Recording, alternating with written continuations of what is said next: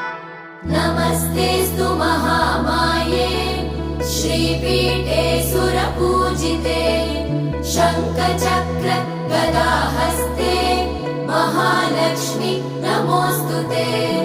नमस्ते गरुडारूढे कोलासुरभयङ्करी